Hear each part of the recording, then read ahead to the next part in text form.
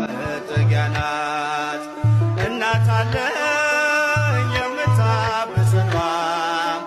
አያታለው ስወጣ ስገባ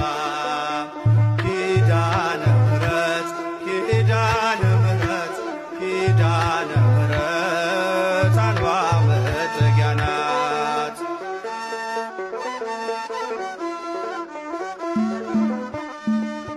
ሔዋን ስታኝ ከበለሱ ፍሬ ራቁቴን ብቆም ማፍሬ ልብሴን ይዘሽ ወደ እኔ መጥተሻል እርኳናቴ ቤቴን አድምቀሻል ኪዳነ ምሕረት